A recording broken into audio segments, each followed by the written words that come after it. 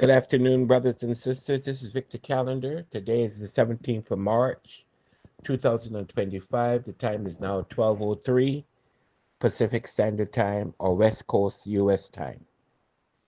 I am prompted to come here today to speak to you with reference to what it takes, in my opinion, to be the leader of a country, to be the prime minister of a country.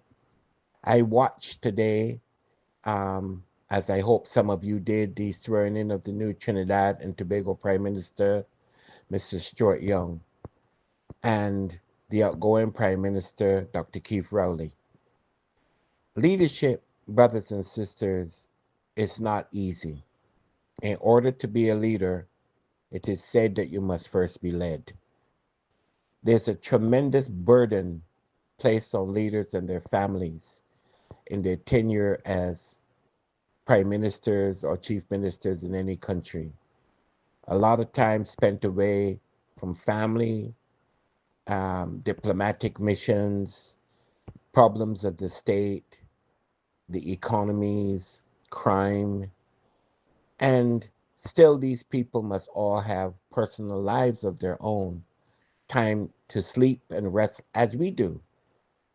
We have to be cognizant, brothers and sisters, that there's only 168 hours in a week.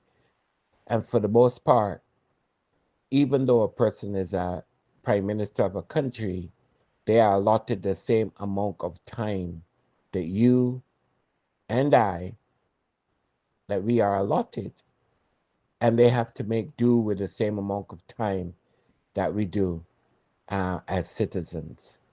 Oftentimes it's easy, and I'm guilty of that too, to criticize our leaders, to point fingers at them and to say what they haven't done and how poorly they're operating in the performance of their duties. But in all honesty, brothers and sisters, we must ask ourselves, have we been in those positions? Could we do better than they're doing? Hence, I want to salute any person who has served, even those who I have criticized. And I really want to offer a thank you to them because, in the light of criticism, they have performed their job to the best of their ability. And I want to say thank you to them. I want to especially say thank you to our current Prime Minister, Mia Amor Motley.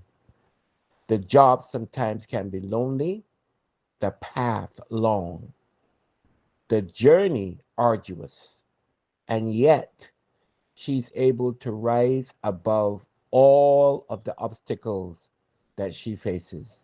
Whether it's obstacles from the United States of America telling the Caribbean, CARICOM, the Caribbean community, that they're going to withhold the visas of leaders because of the Cuban nursing situation, whether it's dealing with the IMF or the World Bank, whether it's dealing with infrastructure in Barbados, education and crime.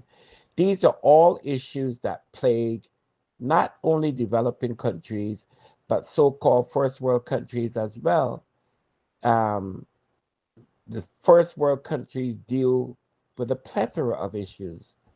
And if developed countries, Germany, France, England, most countries in the European Union, North American countries would be, of course, Canada and the United States of America, Australia, in the Pacific region. If they're dealing with so many issues economically and societally, we have to really look at the performance of our Prime Minister and the government of Barbados and what it has been able to do in stabilizing Barbados, given Barbados's resources.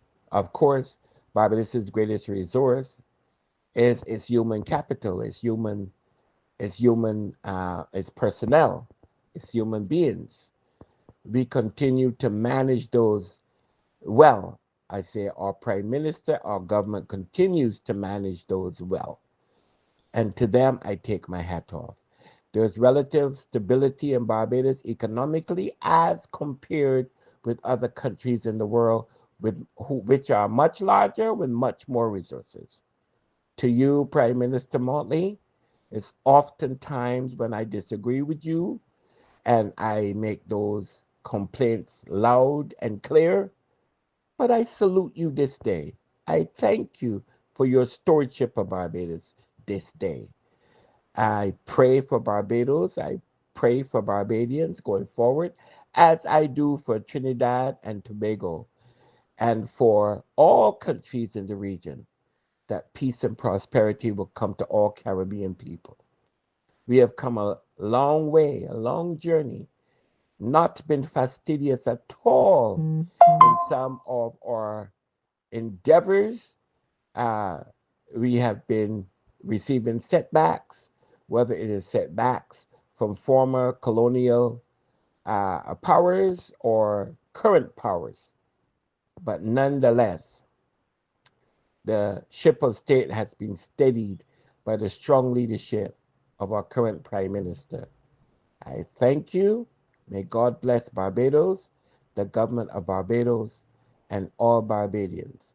May God bless all peoples of the CARICOM region, and may the ships of state continue to sail toward progress. Peace, love, and charity to all. Hope springs eternal. Brothers and sisters, this is Vic Callender.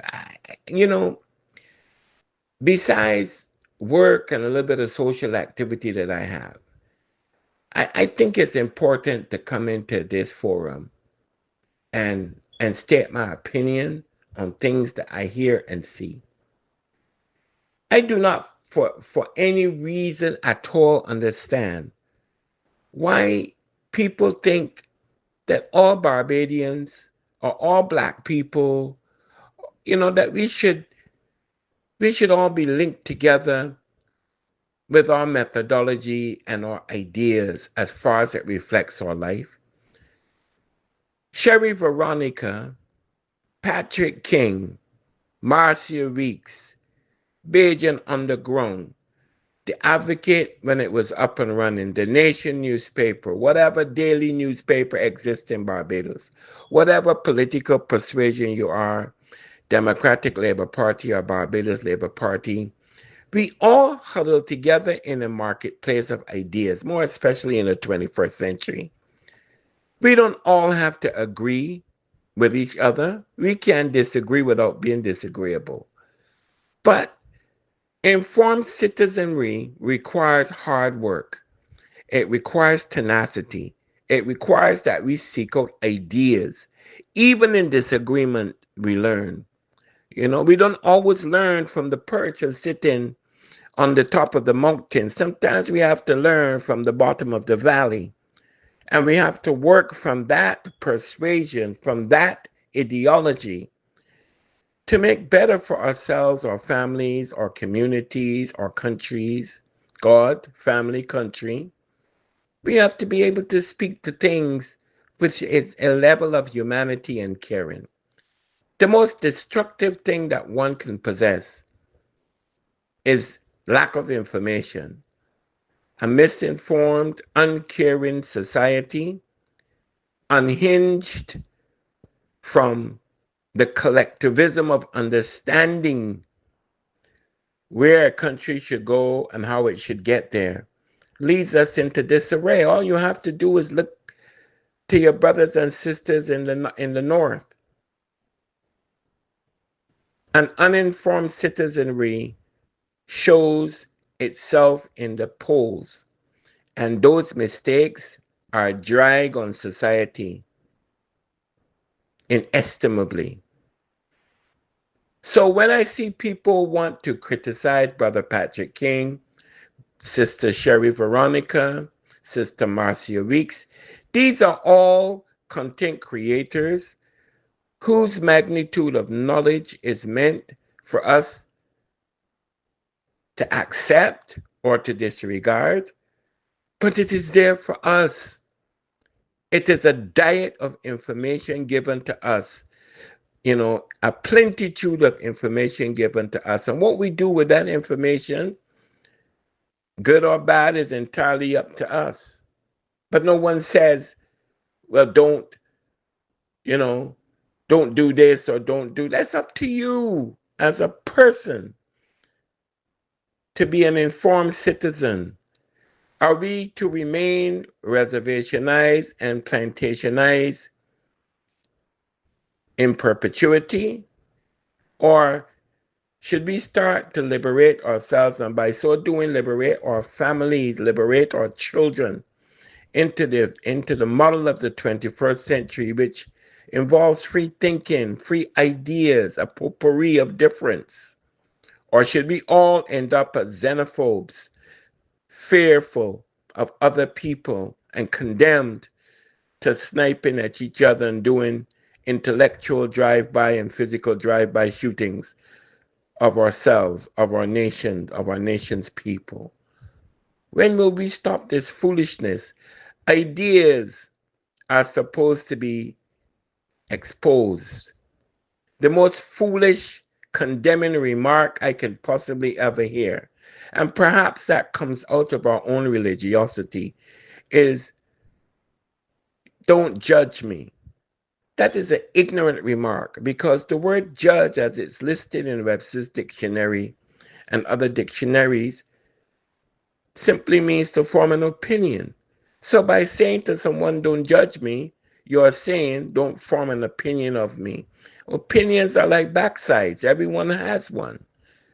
So let's not say stupid shit and expect that people will sit silent and not form opinions about us based on our behavior and based on things we do societally. Rubbish. I am glad when people disagree with me and can show me why they disagree with me and can help me along to understand historically, geographically, politically, economically, psychologically, why I should be a better person. Without that level of criticism or conversation, I'm left in the wasteland of ideas. Help me spread the word about Naked Departure via social media. Subscribe and share to show support and love for our channels.